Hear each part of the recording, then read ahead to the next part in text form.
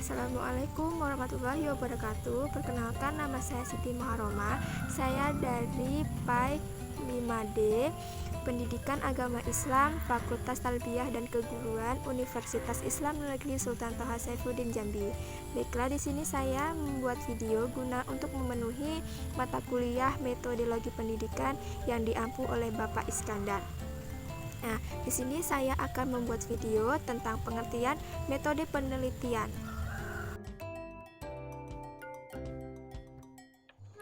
Baiklah, langsung saja saya akan menjelaskan tentang pengertian metode penelitian. Nah, di sini saya mengambil dari tokoh yaitu Profesor Dr. Sugiono. Menurut beliau, penelitian adalah suatu cara atau proses ilmiah dengan tujuan memperoleh data dengan kegunaan dan tujuan tertentu.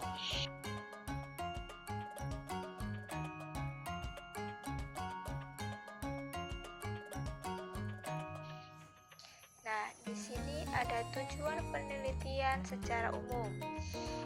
Yang pertama yaitu untuk memperoleh pengetahuan atau penemuan baru. Yang kedua, untuk membuktikan atau menguji kebenaran dari pengetahuan yang sudah ada. Yang ketiga, untuk mengembangkan pengetahuan yang sudah ada.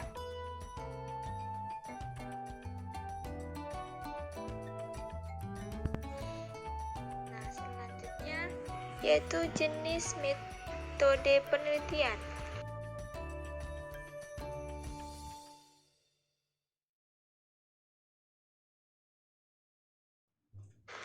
Yang pertama yaitu penelitian historis.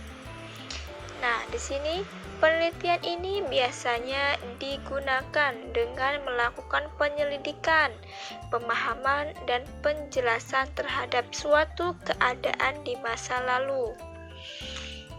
Contohnya yaitu permasalahan tentang perkembangan ekonomi Islam di Indonesia dalam 10 tahun terakhir.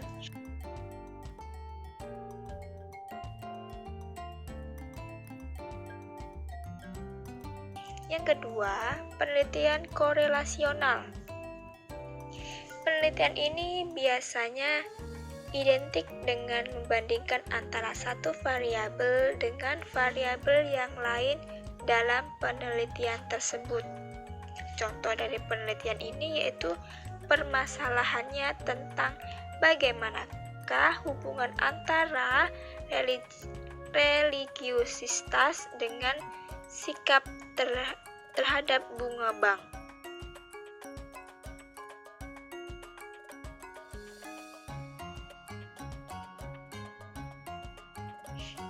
Yang ketiga, penelitian kausal kontributif. Penelitian ini biasanya digunakan sebagai petunjuk arah antara hubungan variabel bebas dengan variabel terikat. Juga seberapa besar kontribusi variabel bebas terhadap variabel terikat. Contohnya, permasalahannya tentang pengaruh dari pendapatan, pendidikan, pandangan terhadap bunga bank, pemahaman produk terhadap minat menabung di bank, dan lain sebagainya.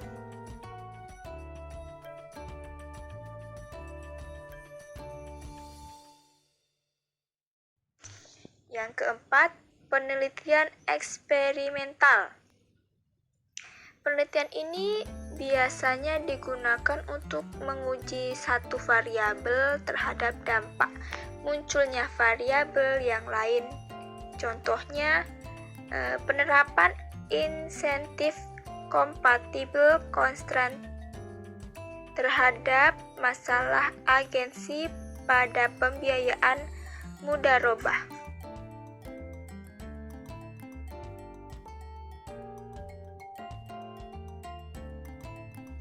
Kelima, metode deskriptif.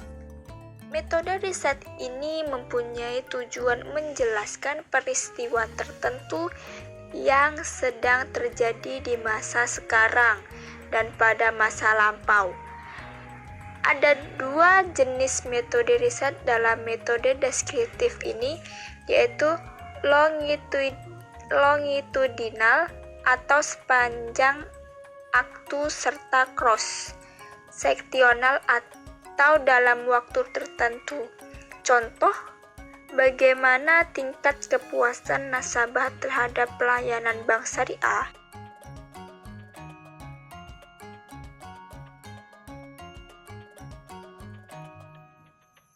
Selanjutnya yaitu menurut jenis data yang digunakan dalam setiap metode penelitian biasanya dibedakan menjadi dua garis besar, yaitu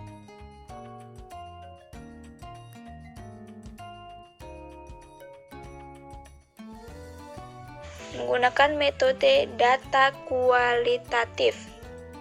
Data jenis ini menyajikan tidak menggunakan angka sebagai contoh penelitian berkaitan dengan sikap konsumen terhadap pelayanan yang diberikan oleh perbankan syariah. Sangat negatif layanan yang diberikan oleh BPMT sungguh memuaskan. Produk perbankan syariah yang digemari masyarakat adalah tabungan wadiyah dan lain sebagainya.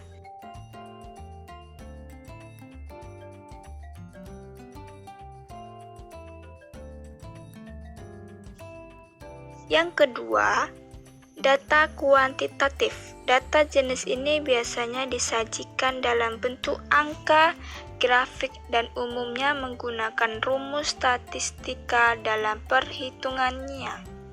Misalnya, rata-rata jumlah pembiayaan yang dijalankan oleh bank syariah sebesar 200%, penjualan buku pengantar akuntansi dalam rata-rata bulan ini mencapai angka 25% dan lain sebagainya. Nah, itulah pengertian dari metode penelitian dan beberapa jenis-jenis metode penelitian beserta langkah-langkah penelitian.